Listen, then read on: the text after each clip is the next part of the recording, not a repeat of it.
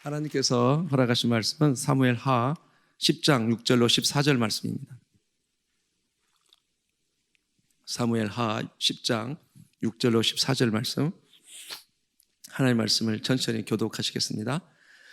암몬 자손들이 자기들이 다윗에게 미움이 된 줄 알고 암몬 자손들이 사람을 보내 베르옵 아람 사람과 소바 아람 사람의 보병 2만 명과 마아가 왕과 그의 사람 1,000명과 돕 사람 12,000명을 고용한지라. 다윗이 듣고 요압의 용사의 온 무리를 보내매 암몬 자손은 나와서 성문 어귀에 진을 쳤고 소바와 르홉 아람 사람과 돕과 마아가 사람들은 따로 들에 있더라.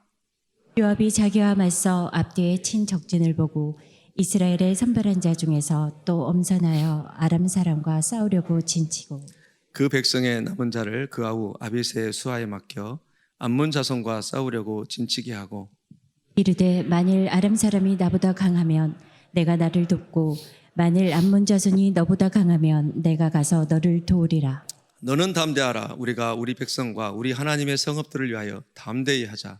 여호와께서 선히 여기시는 대로 행하시기를 원하노라 하고 요압과 그와 함께한 백성이 아람 사람을 대항하려 싸우려고 나아가니 그들이 그 앞에서 도망하고 함께합니다. 암몬 자손은 아람 사람이 도망함을 보고 그들도 아비새 앞에서 도망하여 성읍으로 들어간지라. 요압이 암몬 자손을 떠나 예루살렘으로 돌아가니라. 아멘. 예, 오늘은 사무엘하 10장입니다.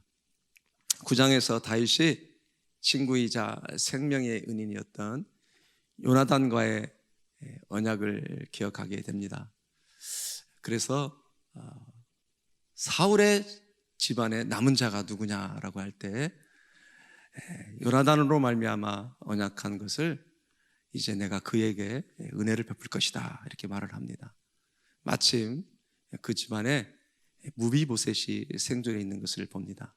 그래서 그들을 찾아내고 또 재산을 복원시켜주고 명예도 회복시켜주고 그리고 왕자처럼 식탁에서 왕과 함께 식사를 할 수 있도록 배려를 해줍니다. 이런 모든 배려를 통해서 무비보셋이 다윗에게 엎드려 말하기를 내가 무엇이길래 죽은 개 같은 나에게 이런 은총을 베푸시나이까.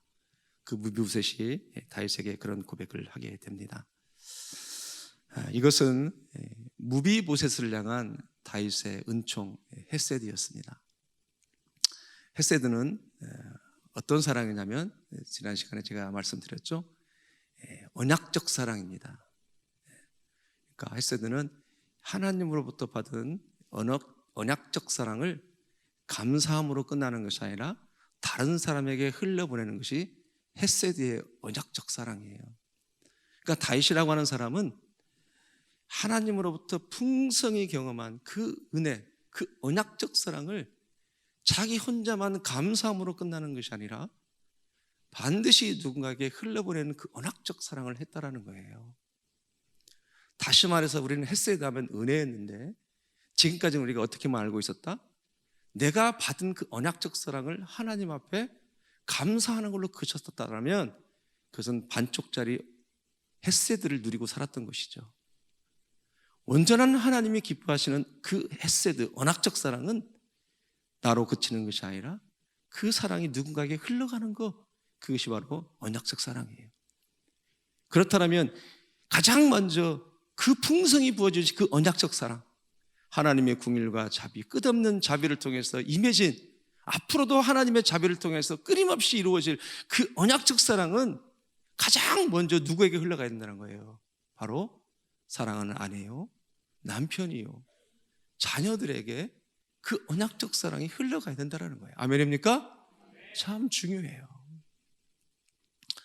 여러분, 이 언약적 사랑을 가지고 우리 하나님 앞에 기도할 제목이 생기는 거예요. 하나님 맞습니다.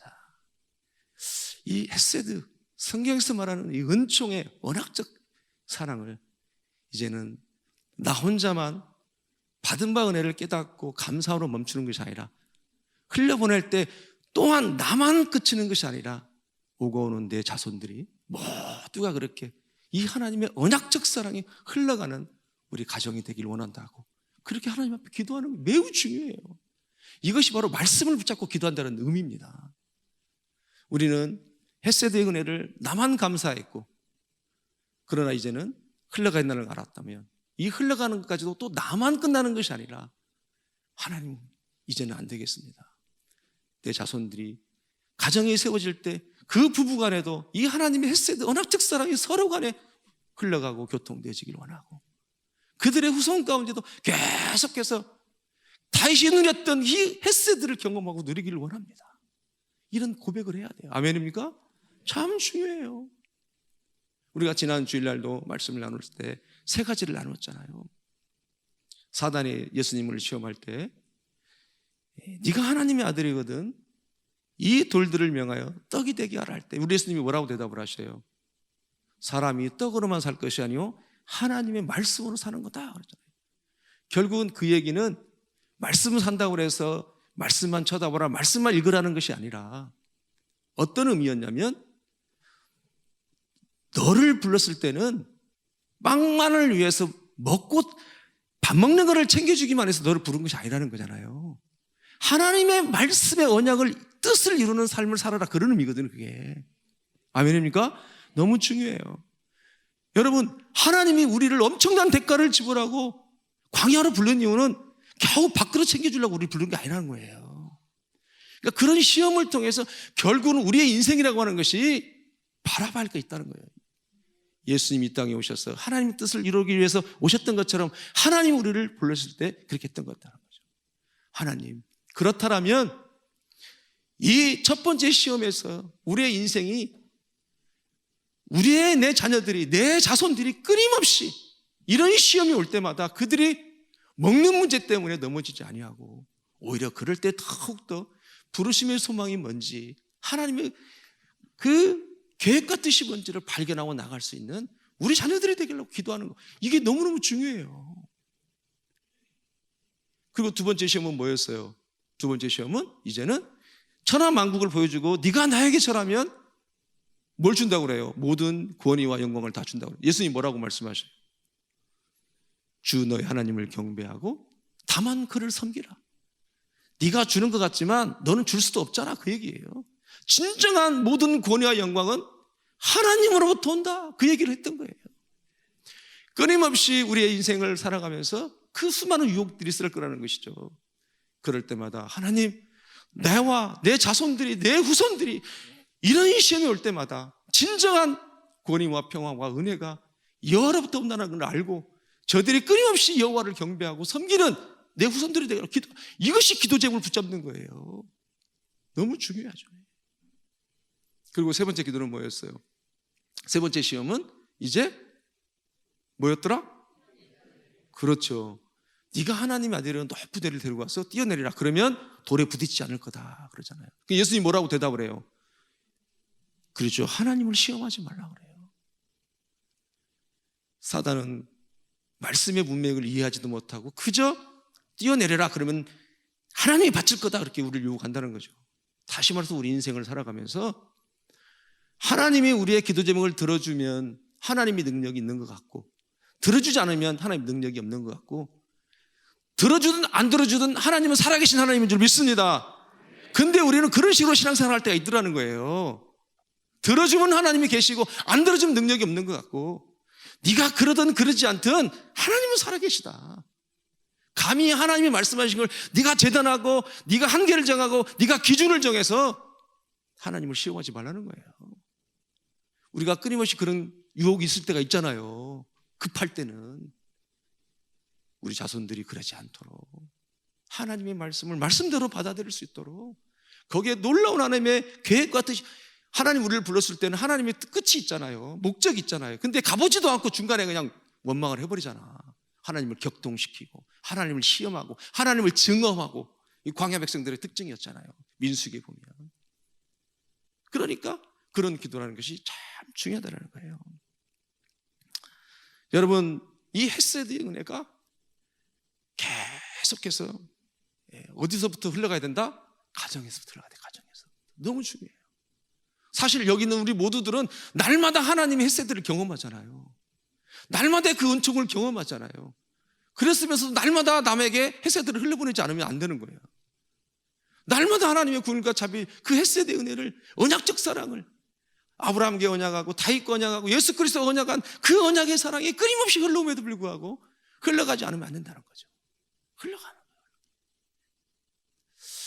참 중요해서 제가 리뷰를 좀 더 오래 했는데요. 더 있는데 여기서 꺼내야 될 것 같아요, 리뷰는. 자, 이제 오늘 말씀은 사마 10장인데요. 다윗이 암몬 자손의 왕 나하스의 죽음의 소식을 듣게 되는데요. 그래서 그 나하스의 왕 아들 한운에게 은총을 베풀려고 사절, 그러니까 조문 사절단을 보내게 되는데요. 여러분 우리 1절부터 3절 한번 읽어볼까요? 시작. 그 후에 암몬 자손의 왕이 죽고 그의 아들 한운이 대신하여 왕이 되니 다윗이 이르되 내가 나사의 아들 한운에게 은총을 베풀되 그의 아버지가 내게 은총을 베푼 것 같이 하리라 하고 다윗이 그의 신하들을 보내 그의 아버지를 조상하라 하니라. 다윗의 신하들이 암몬 자손의 땅에 이르매 암몬 자손의 관리들이 그들의 주 한운에게 말하되 왕은 다윗이 조객을 당신에게 보낸 것이 왕의 아버지를 공경함인 줄을 아시나이까?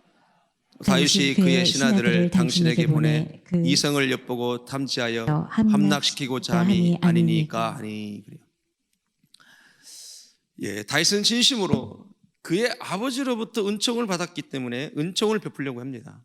그러나 그들이 잘못 받아들였습니다. 성경에 다윗이 나하스로부터 어떤 은총을 받았는지 기록하지는 않습니다. 그러나 학자들의 이야기로는 사울을 피신해서 도망 다닐 때 나하스가 어떤 도움을 주지 않았을까 이렇게 얘기를 합니다. 어쨌든 말씀을 보니까 다윗은 나하스에게 은총을 받았던 적이 있죠. 그래서 그 받았던 대로 그에게 은총을 베풀려고 이제 조문사절단을 보냈던 것이죠. 그러나 이제 암몬 자손들과 신하들과 그들이 오해를 해서 문제가 되기 시작하는데요. 그러나 마침 시기적 상황은 하나님이 다윗과 언약하시고 다윗이 영토를 넓혀가는 그런 확장하는 그런 상황이기 때문에 오해할 수도 있었겠죠. 더군다나 암몬의 그 라빠성은 철옹성이었기 때문에 혹시라도 그들이 조문사절단으로 와가지고 연탐을 해서 이 성을 무너뜨리지 않을까 그런 오해도 할 수 있었던 것이에요. 그러나 문제는 오해까지는 할 수 있죠. 그럴 수 있어요. 그런데 조문객에게 행한 무례한 행동이 결국은 화근이 되게 되는데요. 그래서 전쟁이 이제 발발하게 되는데 4절을 보면 이렇게 기록하고 있습니다.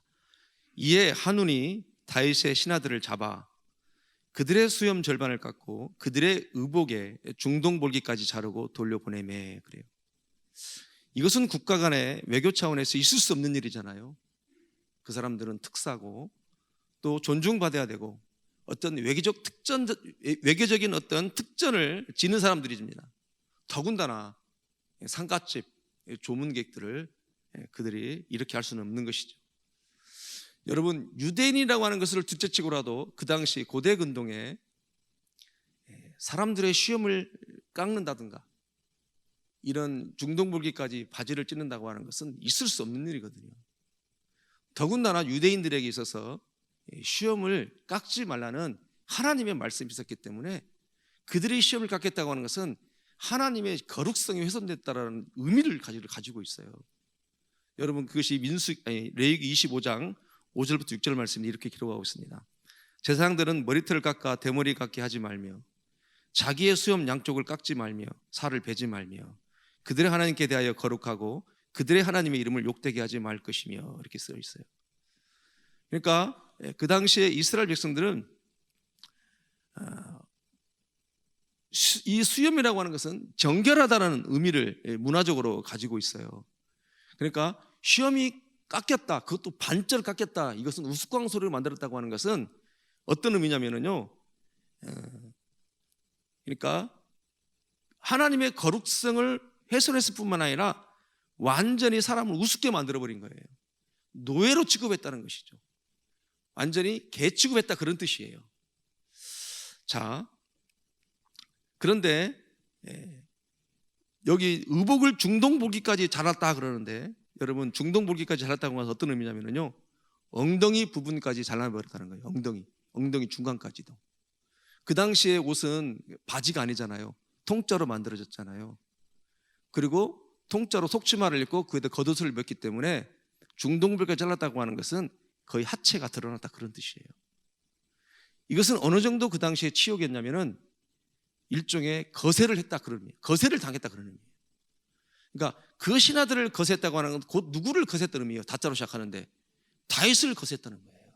그 정도로 적극적인 진보적인 그 주석은 그렇게 또 기록을 하고 있더라고요. 그러니까 이것은 수치 중에 수치고 죽을 만큼이나 수치스러운 일이고 이스라엘과 다윗의 권위와 권세에 직접적인 도전, 선전포고를 했던 전쟁의 선전포고를요. 자, 이 일을 다윗이 이제 듣게 되고 5절에 보니까 조문객을 보냈던 자들에게 수염이 자라기까지 여리고에 머물게 하고 돌아오게 되는데 5절을 같이 읽겠습니다. 시작. 사람들이 이 일을 다윗에게 알리니라. 그 사람이 크게 부끄러워함으로 왕이 그들을 맞으러 보내 이르기를 너희는 수염이 자라기까지 여리고에서 머물다가 돌아오라 하니라. 예, 다윗 왕의 배려죠. 수염이 자라기까지 여리고에 머물렀다 와라 그러죠. 그러니까 다윗 왕이 수치를 해결할 수 있는 시간, 수치를 뭐예요? 가릴 수 있는 시간, 상한 마음을 이루할 수 있는 시간을 다윗이 그들에게 배려를 한 것이죠. 자, 말씀이 중요한데 우리가 살아가면서 때로는 그야말로 중동보기까지 수치를 경험하고 만나고 당할 때가 때로는 있더라 없더라 있을 수 있잖아요. 그리고 시험이 깎일 정도로 수치스러운 일을 우리가 때로는 어떤 오해를 당해서 그럴 때가 있을 수 있어요. 자, 그런데 그럼 이렇게 우리의 삶 가운데 인생에 있어서 수치와 억울한 문제를 어떻게 풀어가야 할지 우리에게 주는 영적인 메시지가 있어요. 여러분, 우리는 수치와 억울한 문제를 당할 때 대부분 어떻게 해요? 그것을 내가 갚으려고 합니다. 그러나 내가 갚아버리면 그것은 보복이 돼버립니다. 다윗은 수염이 자라기까지 여리고에 잠잠히 머물도록 하는데요. 자, 잠잠히 머물렀을 때 그들이 수치를 당했을 때 그들이 해결합니까? 아니면 누군가가 해결해 줍니까? 누군가가 이제 해결을 해주는 걸 볼 수가 있는데 만약에 그 조문단이 그 사절단들이 거기서 그것을 해결하려고 하고 거기서 어떻게 우리에게 이룰 수 있냐라고 칼부림을 했다라면 바로 거기서 다 죽어버리는 거예요.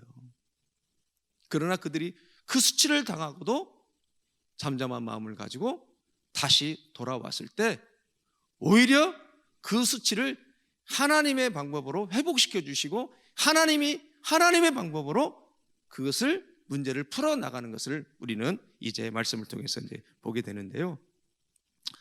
우리가 세상을 살아가면서 신앙생활하면서 또는 교회 생활하면서 셀장과 세롬끼리 삶의 정황과 상황이 다르고 문화가 다르고 어떤 오해 때문에 때로는 수치스러운 일을 서로 경험하게 될 때가 있더라 없더라 있지요.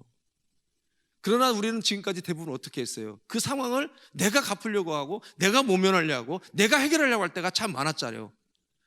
그렇다 보면 같이 죽는다는 거예요. 만약에 조문사절단이 거기서 해결하려고 했다면 다 같이 죽은 거 안 죽은 거예요? 다 같이 죽었다는 거예요. 다윗이 그들이 수치를 가리우고 수치를 해결할 수 있도록 그들의 마음을 이루할 수 있도록 시간을 배렸던 것처럼 우리가 때로는 살다 보면은 누군가에게 수치를 주거나 또는 수치를 당했을 때는 잠잠하게 하나님 앞에 먼저 기도하고 먼저 묻고 하나님이 그 문제를 해결할 수 있도록 우리가 잠잠하다라는 것이 굉장히 중요하다는 거예요. 우리가 그런 일이 없습니까? 있잖아요. 비일비재해요. 얼마든지 많습니다.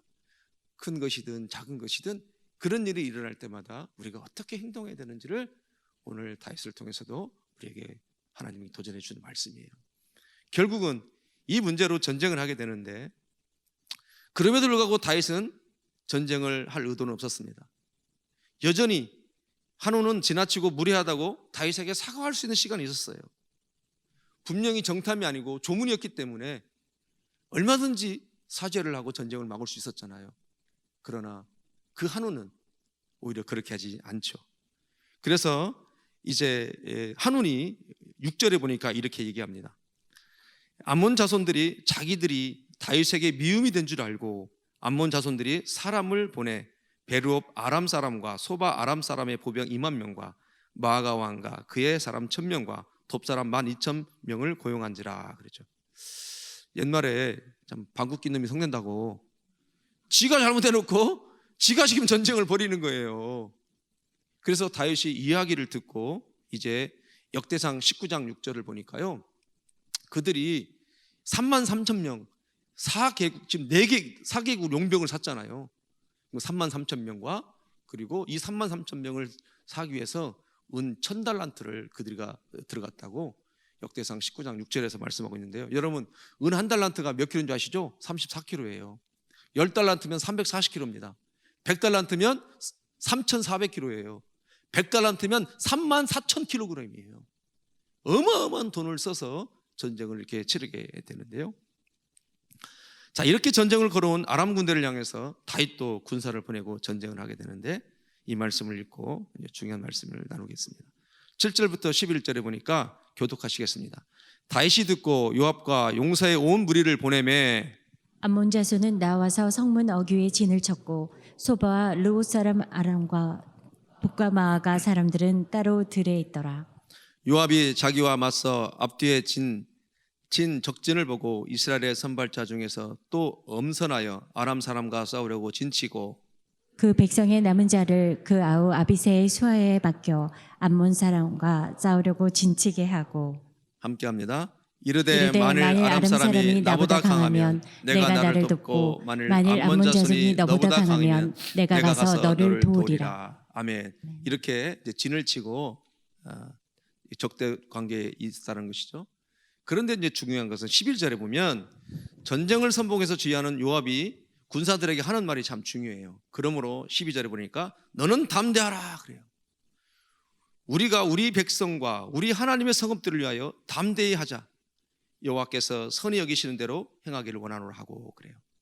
자, 요압이 담대히 싸워야 할 목적을 말하는데 우리 백성과 우리 하나님의 성읍을 위해서 우리가 싸우자 그래요.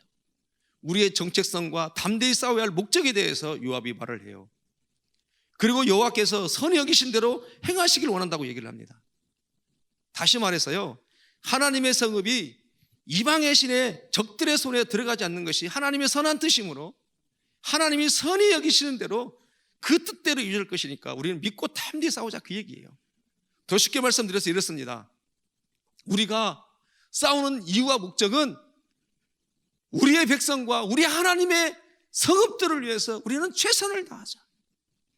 그러면 하나님이 가나안 땅을 우리에게 주신 이유는 실소유 주는 하나님이시기 때문에 그 땅을 위해서 우리의 백성을 위해서 하나님의 성읍을 위해서 자로나 우러나 치우치지 않고 계산하지 않고 오직 그것만을 가지고 하나님의 이름을 위해서 열심히 싸우다 보면 하나님이 우리를 향하여 선한 일을 베풀지 않으야겠느냐, 이렇게 믿음을 가지고 요압이 그렇게 선하게 싸우자. 그러므로 너희는 담대하라 이렇게 얘기한다라는 거예요. 여러분, 너무너무 놀라운 것은 뭐냐면요, 도대체 요압이라는 사람이 어떻게 이런 멋진 말을 할 수 있을까? 여러분 놀랍지 않아요? 요압이 어떻게 이런 아름다운 고백을 할 수 있었을까? 결국은 이 고백을 요압은 할 수 있도록 이 모든 걸 누구한테 배웠어요? 다짜로 시작하는데 다윗에게 다 배워버린 거예요. 요압은 다윗이 그의 모든 삶을 하나님 앞에 늘 하나님 중심적으로 하나님의 이름을 위해서 하나님의 편에 서면서 정말로 어떤 계산을 하지 아니하고 하나님의 백성과 하나님의 성읍들을 위해서 말하는 것을 보았고 그의 신앙을 지키는 것을 보았고 모든 과정과 결과를 요압이 다 본 거예요. 그러므로 요압도 그것을 보고 백성들을 향하여 그렇게 고백하는 모든 역사 가운데 하나님 일하신 것을 보았기 때문에 다윗 역시도 그 백성들을 향하여 담대하라, 여호와께서 우리에게 선하게 행하실 것을 원한다 이렇게 얘기했던 거예요. 아멘. 여러분 너무너무 중요해요. 이 말씀을 통해서 우리에게 주는 엄청난 도전이 있습니다. 여러분 사무엘상 17장 4절부터 47절 보면은요, 골리앗과 이스라엘 군대가 싸울 때 먼저 골리앗이 이스라엘 백성들을 조롱을 하잖아요. 그때 다윗이 뭐라고 골리앗을 향하여 나갑니까? 45절에 보니까 다윗이 블레셋 사람에게 이르되 너는 칼과 창과 단창으로 내게 나오거니와 나는 만군의 여호와 이름으로 곧 내가 모욕하는 이스라엘 군대의 여호와 하나님의 이름으로 너에게 간다고 얘기를 합니다. 다시 말해서 다윗이 골리앗 앞에 나갈 때는요, 어떤 마음으로 나갔다는 거예요? 골리앗이 이스라엘 백성에게 욕하는 것이지만 그 이스라엘 백성들 욕하는 것이 하나님의 욕한다는 것을 알고, 어디 할례받지 않는 개 같은 존재가 네가 만군의 여호와를 욕하느냐? 다윗이 비록 어리지만은 좌로나 우로나 뭔 것을 제지 아니하고 내가 오직 하나님의 이름을 위해서 너한테 달려나갈 때 하나님이 도왔어요, 안 도왔어요? 도왔어. 그것을 누가 본 거예요? 요압이 본 거예요. 요압이 배운 거예요. 내가 좌로나 우로나 재지 않고 오직 우리의 백성과 하나님의 성읍을 위해서 달려나갈 때 우리 하나님이 여호와께서 선을 베푸시기를 원하노라. 반드시 그를 신뢰하고 나가면 하나님이 이루실 거니까 너는 담대하라, 이렇게 얘기했던 거예요. 자, 그러니까 여러분 뭐예요? 우리가 하나님 앞에 신앙생활할 때 나의 신앙 고백도 중요하지만 내가 하는 신앙 고백이 그 과정과 열매를 옆에서 누군가는 본다라는 거예요. 그래서 그도 그 하나님을 신뢰하게 되고 그 하나님을 나의 하나님으로 받아들이게 된다는 것입니다. 아멘입니까? 여러분, 다윗의 삶은 늘 하나님을 나타내는 삶을 살았어요. 그래서 신앙의 전수는 이렇게 이루어진다는 거예요. 좋으신 하나님을 말로만 전하는 것이 신앙 전수가 아니라 내가 하나님의 이름을 부르고 살고 내가 하나님의 능력을 경험하고 살 때 그것을 본 사람이 뭐라고 해요? 아, 하나님이 계시구나. 그래서 그것을 본 사람이 그 하나님이 나의 하나님 되기를 원하고 하나님을 자기의 하나님으로 부를 때 그것이 신앙의 온전한 전수가 된다는 거예요. 입술로만 우리가 하나님을 전수해서는 이루어지지 않는다는 거예요. 이 시간 생명생교회 우리 사랑하는 모든 지체들에게, 동역자들에게, 하나님의 사람들에게 이 시간에 도전합니다. 여러분, 우리 생명생교회가 지금까지 말씀 맡은 교회로 축복을 받고 이 모양 저 모양 사용되어졌다라면, 앞으로는 한 단계 더 나가서 지금까지 말씀 맡은 교회로 사용되어졌다라면, 딜리버리하는 교회였다라면 이제부터는 말씀이 살아있는 교회로 나가는 줄 믿습니다. 이게 중요하다는 거예요. 아, 그 교회 성도들을 보면 진짜로 말씀이 살아있더라니까. 야, 진짜 그들을 보면 너무너무 본이 된다니까. 여러분, 그런 소리를 들어야 돼요? 안 들어야 돼요? 들어야 되는 거예요. 아, 그 교회는 프로그램도 없고 말씀이 넘치고 있는데 영 삶이 아니야. 그런 소리 들으면 돼요, 안 돼요? 우리가 말씀 맡은 교회로 늘 기도하잖아요. 이제는 진짜로 그 교회는 말씀이 살아있는 교회야. 우리의 신앙생활을 통해서 사람들이 그걸 봐야 돼요. 그런 고백이 그들의 입술을 통해서 나와야 돼요. 이야기는 무슨 얘기예요? 그저 교회 북닥북닥 하면서 늘 왔다 갔다 하는데 안 변했다. 가정에서 볼 때 늘 교회 왔다 갔다 하는데 여전히 변하지 않고 있다. 그러면 안 된다는 거예요. 우리가 출애굽을 딜리하고 에베소를 딜리버리하고 다양한 모습으로 딜리버리를 하는데 진짜로 그 사람은 말씀이 살아있어. 그래야 말씀 맡은 교회가 온전한 햇새들이 이루어지는 거예요. 너무 중요해요. 너무 중요해요. 여러분, 다윗의 생애가 그거예요. 사무엘 하십장에서 그걸 말씀해 주더라고. 아, 다윗의 삶. 요압이 고백하는 거야. 요압이 그걸 본 거예요. 다윗 옆에서. 다윗이 왜 내 마음에 하나님 마음에 합한 자였는지 계속 말씀을 통해서 이렇게 가르쳐줘야 하나님이에요. 얼마나 멋있는지 참 대단합니다, 다윗이. 그래서 우리가 사역자 훈련원 개강 예배 때도 제가 한 차례 말씀드렸던 것 같은데요, 우리가 몇 권을 배웠다, 몇 권을 딜리버렸다, 그런 차원에서 접근하는 것보다도 더 중요한 것은 내가 이 한 권을 뛸 때마다 더 그리스도를 닮아가고 그리스도와 동일시되고자 하는 그 열망을 가지고 공부를 해야 되는 것이 너무 중요하다는 거예요. 하나님은 오늘 이 한 권을 띄면서 이 한 권을 배우면서 내가 이 말씀 속에서 그리스도를 알아가고 배워가고 내 마음이 그리스도의 심정이 갖게 되고 더 뜨거워지고 더 많은 십자가를 드러내고 나타내는 그 시대의 가정에서부터 드러내기를 원합니다라고 고백할 때 그 고백을 들으시는 하나님인 줄 믿습니다. 그 고백을 이루시는 하나님인 줄 믿습니다. 그 고백 가운데 응답하신 하나님인 줄 믿습니다. 이것이 말씀이 살아있는 교회라는 거예요. 참 중요하죠. 또 우리가 치유 프로그램은 한 과목 한 과목을 하게 되는데, 그런 치유 프로그램을 통해서 결국 나의 기질을 알게 되는데, 기질을 알았으니까 너 알아서 해, 그것이 아니잖아요. 나 이런 기질이니까 맞추려면 맞추고 하여튼 알아서 해, 그것이 아니라 나의 기질을 알았다면 이 기질 때문에 누군가가 힘들었었겠구나, 그거를 알고 그렇다면 내가 어떻게 하면 더 배려할지, 이렇게 돼야 된다는 거예요.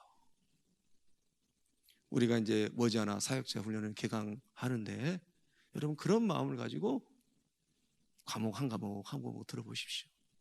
그러면서 내 삶이 변화되고 새로워지고, 그러면서 그 옆에 사람들이 나의 신앙 과목을 보면서 정말 살아계시구나 하나님, 그걸 보는 거예요. 여러분, 우리가 하나님의 이름을 부르면서 삶으로 살지 않으면 절대로 전수가 일어나지 않습니다. 여러분, 세상은요 복음을 모르는 것이 아닙니다. 우리 가족들이 복음을 모를 것 같아요? 아니에요. 세상 사람들은, 우리 가정들은 더 이상 복음을 듣기를 원하지 않습니다. 이제는 복음을 보기를 원해요. 아멘? 이제는 복음을 듣는 것은 이제는 지쳤다는 거예요. 정말로 복음을 보여달라. 네가 믿는 그 복음, 너의 구원을 보여달라는 거예요. 네가 말하고 있는 그 구원, 네가 말하고 있는 예수 그리스도를 네 삶을 통해서 보여줘라. 그것이 오늘 그 이야기예요, 여러분. 얼마나 감사하지요. 그래서 구원의 모습, 구원이 가져다주는 그 선한 혜택들, 구원의 컨텐츠들을 우리가 보여주지 않고 예수 믿으라고 하면 되겠냐라는 거예요. 이 이야기는 믿는다고 하고 세상 사람들과 다를 바가 없다라, 그런 얘기죠. 내가 믿는 예수를 보면 달라진 내가 믿는 예수를 보여달라는 거예요. 보여달라는 거예요. 여러분, 제가 오늘 오후에 기독신문을 잠깐 봤는데요, 기독신문에 이런 기사가 실려 있더라고요. 우리나라에서 이제 얼마 전에 설문조사를 해서 오늘 제가 신문을 봤기 때문에, 기독교를 신뢰하느냐 개신교를 신뢰하느냐가 몇 퍼센트냐면은 설문조사 31%가 나왔어요. 개신교를 절대로 신뢰하지 않는다는 것이 61%예요. 나머지는 무응답이겠죠. 그러고 나서 세 가지 리서치가 하나 더 나왔는데, 3대 종교를 넣고 가장 신뢰하는 종교가 어디냐? 캐톨릭이었어요. 31.8%. 그리고 두 번째 신뢰하는 그 어디가 어디냐? 어디래요? 불교에서 26.8%. 우리 개신교가 18.9%더라고요. 3대 종교를 설문했는데요, 그 중에 맨 꼴찌였어요. 이게 심각한 거잖아요, 그죠? 세상은 더 이상 복음을 모르는 게 아니라니까요. 너무 많이 들었어요. 예수 믿으면 구원받는다는 것도 알아요. 그런데도 왜 안 믿어요? 보여달라 그러면. 네가 말하는 그 구원이 도대체 어떻게 생겼냐는 거예요. 이것을 보여달라는 거예요. 참 중요하죠. 우리는 똑같이 손해 안 보려고 하고, 똑같이 다 챙기려고 하고, 아니 똑같이만 챙겨도 괜찮아요. 똑같이만 챙겨도 괜찮아. 더 손해 안 보려고 하고 더 챙기려고 하니까 그것이 문제가 되는 거예요. 우리 개신교가 이러면 안 되는데, 이건 나의 문제잖아요. 내 문제, 여러분의 문제고 우리 교회의 문제고.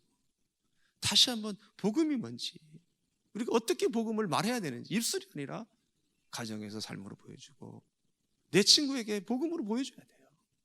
더 이상 복음을 모르는 게 아니더라. 그렇게 멋지게 아름답게 살아가는 우리 모두가 되기를 주님 축복합니다. 한 예를 들겠습니다. 우리 교회에 이진 권사님, 한 권사님이 40일 동안 작정을 하고 이제 한 분을 일주일에 3번 정도, 40번을 하긴 하는데 일주일에 3번 정도 늘 밤 9시에 만나서 1대1을 하면서 나오는 기도 제목을 가지고 함께 기도하는 시간을 가졌다고 합니다. 그랬더니 그 1대1을 해주는 그 권사님이 늘 늦게 들어오니까 도대체 남편이 도대체 뭐하러 이렇게 늦게 들어오는가 싶어가지고 남편이 오기 시작해서 그 모임에. 그래서 그 남편도 우리 교회 집사님이셔. 그러니까 이제 1대1을 받는 그 남편이 안 믿는 분인데 이렇게 표현 죄송해요. 도대체 이 예배는 내가 그냥 왜 이렇게 안 들어오는 거야? 밤만 되면. 이렇게 이제 얘기를 했다는 거예요. 그러면서 한번 와봤대요, 그분이. 그 모임에. 그래가지고 왔는데 그 남자분이 우리 교회 남자 집사님의 이야기를 듣고 감동을 받아버린 거예요. 내가 지금까지 수많은 믿는 사람들을 만나봤지만, 나는 신앙생활을 안 했지만 당신 같은 사람은 처음입니다. 몇 차례 동안 같이 그 모임에서 나누고 이야기했는데 그분이 거기서 감동을 받아버린 거예요. 그래서 그분이 고백하기를 나도 당신이 믿는 예수를 믿어주고 싶다, 그렇게 고백을 한 거예요. 그래서 그 집사님이 그러면 화요일 날이었나요? 그분이 대답하면 안 되겠죠? 여기 와 계시는데